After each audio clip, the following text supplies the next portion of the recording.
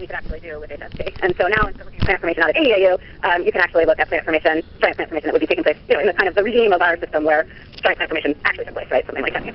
Okay. So we know about the TW Hydra Association stars, or two of them with interesting disks. So, they coexist in very different stages of disk evolution, which means that when we plot one of those, how long does it take disks to go with us, we would have discounted the number of stars with disks at any given age, really hiding a lot of complexity, right? Which I guess, won't surprise anyone, right?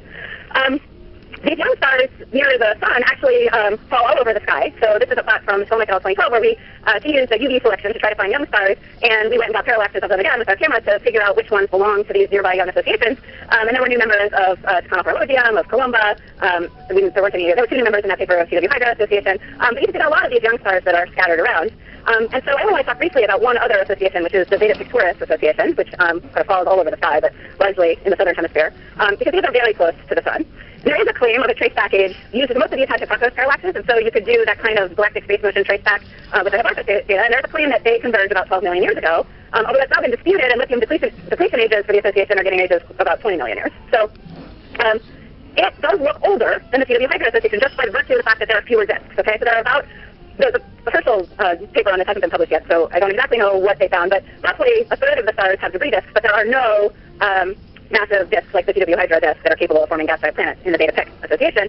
And we know from a study of Beta Pic itself and another of the Beta Pic Association members, AUNIC, that the gas also appears to have gone away simultaneously, at least in the high luminosity and the low luminosity stars. It also appears to be gone even at trace levels by the ages of the Beta Pic Association. So I won't talk about that. So I want to talk about one other member of the association with a bright debris disk, HC181327. Here's its special energy distribution. And a new image of the disk that we made with the Hubble Space Telescope using the STIS instrument. So now this is unfiltered data. It's roughly the entire, whatever the visible CCD picks up, okay? 0.4. It's weighted to about a half a micron by virtue of the fact that it's a fairly luminous, fairly blue star. And now I wanted to ask the question, okay, this is scattered light. We're looking at the smallest particles in the disk. So we want to use this disk structure that we see to say something about whether there are planets in the disk, whether they have formed, whether they're necessary to explain the disk structure that we see. But let's be skeptics, okay? Let's look at this obviously asymmetric disk and ask how much of this could be due to effects other than the presence of a planet or massive collision or something that caused a dust asymmetry, and how much could be due to sort of straightforward geometric and scattering effects, right? Let's consider the null hypothesis, which is there's nothing interesting even though it looks really asymmetric, right? Because we tend to want to find planets and things, right? So let's try want not to find a planet in here. So this is all I should say. This image and the work I'm about to show you is in a paper that was just submitted last week, I guess, by Chris Stark, Patsy, and I think she actually did such a beautiful job, so I want to show it to you. So here is an image of the disk. And the first thing you can say is, all right, there is an inclination to this disk, right? It could be inclined to our line of sight. And that makes it look slightly elliptical rather than circular. And so just by fitting the geometry of the disk, I can understand the inclination. And I can understand whether there's an intrinsic eccentricity to the disk or whether it's actually intrinsically circular. And you do that just purely from geometry, so from fitting the geometry of the disk. Once you know that, you can correct this 1 over r squared factor, just saying that the dust further away is getting 1 over r squared less light than the dust closer, so this is optically thin. And so you can take that effect out. Okay, so that's what he's done here. This is the effect of 1 over r squared once you take into account the true geometry of the disk as it's inclined and oriented to our line of sight. And you can remove that. So here's the illumination corrected flux. All right, we have not removed all of the asymmetry that you see in that disk, right? All right, well, the next thing is that real dust flames don't scatter isotropically, especially if they're small, right? They tend to forward scatter. And so that you would interpret the brighter side of the disk as being the forward scattering direction.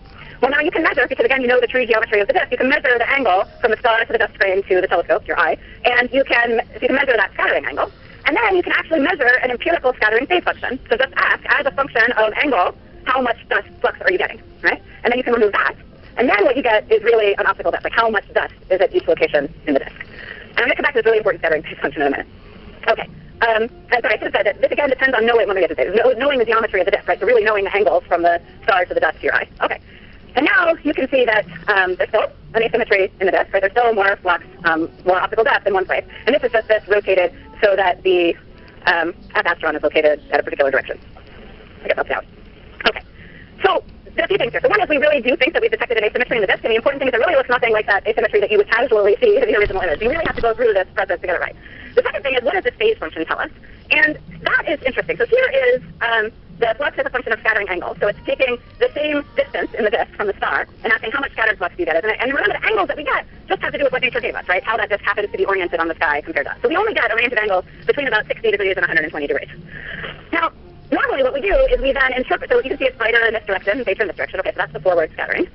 But how do you fit this? With what model? Right? The traditional grain scattering model is a Henny-Greenstein function, and this would be the average Henny-Greenstein function that would fit and you can see it has totally the wrong functional form. Right? So these things are not scattering with any Green-Spin function. The zodiacal light is traditionally modeled, right? That's the equivalent dust in our system, right? So dust in the solar system near the orbit of the Earth. It's traditionally modeled with a combination of, it doesn't look like any Green-Spin function either, it's modeled with two, with a forward scattering component and a backward scattering component. The particular form of those doesn't match this disk, but we can match the grains in this range of scattering angles by a combination of forward and back scattering dust. But we're not measuring, what that says is that most of these grains are really forward scattering. We're not seeing most of the flux that is coming off of these grains, because it's going in a direction while we can't flux. So if we want to measure again, to measure the composition of the disk, we need the albedo, right? We need the amount of scattered light compared to the amount of emitted light. We really need to understand this phase function. And so that's actually what I think is our task in interpreting scattered light observations in order to get composition in the next few years, is looking at disks of different orientations and really measuring their phase functions and then developing the models that tell us what that says about the grain size and composition, so that we can really interpret the colors of these disks as telling us something about the physical grains, and then by extension the planetesimals from which they form. Okay, that's my hobby horse about scattered light, but let me come back to the asymmetry in the disk that I showed you we found. So this is what it looks like in B projected, so what it would look like in terms of baseline optical depth. So there's kind of a ring of dust that extends to larger radii. So there are a couple of different ways that we can interpret this. So kind of a fun way, I think, is to say, well, there was a recent collision in the disk, and now those collision products are orbiting and being affected by radiation pressure, and that is consistent with the fact that our empirical scattering phase function indicates smaller grains out here and larger grains in here. So that's consistent with the idea that you had a collision, and now the products are being blown away. There's an alternative. This is the direction of periastron, by the way. So it would say the collision probably happened near or after, say, periastron. There's an alternative idea, which has been put about a lot for scattered light observations of disks, which is that if you have a little bit of ISM material and this disk is plowing through it, that ISM material will basically blast your disk grains, and the smallest grains will be affected by the motion of the interstellar medium.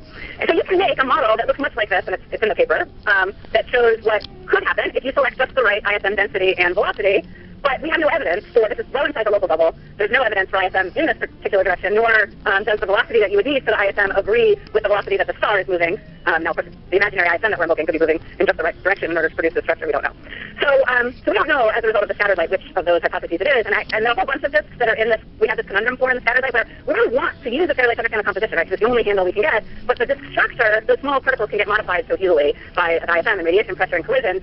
We really need ALMA observations of where the large grains are to tell us which of those hypotheses is correct, because the small grains get blasted by the ISM, the large grains should just stay behind. If this is ISM, you would not expect to see this kind of distortion in the submillimeter images, whereas if it's actual dynamics, then you'd expect those large grains more to follow the small grain distribution. Okay, let me wrap up. I'm not going to talk about any of this stuff, and just say that I think, we're making progress, although I'll get slow, on understanding disk evolution, right? We understand the ages of the stars, and at any given age, what kind of processes are happening in the disk. I think that scattered light images are basically the only way we have of understanding disk composition and debris disks, and so we're going to have to pursue understanding the scattering of light to understand those disks better in order to get back at questions that are really fundamental, like what are the planetesimals made out of? So are they rich in organics and ices the way bodies in the outer solar system are? Are they compact objects that underwent differentiation and therefore, were formed early and with large numbers of radiogenic elements? What exactly are the building blocks of exosolar planets? This is a way that we can get at them, but it's going to take us a lot of work. And with that, I just want to thank a lot of people, mainly people in blue who have all been postdocs at BPM working on various aspects of this. So for their grad students, we have an amazing postdoc program at BPM, and also, of course, a whole bunch of different funding agencies who made this possible. Thanks. So, question for why is it that the disk lifetime is independent of solar mass? Yeah, that's a great question. I don't know.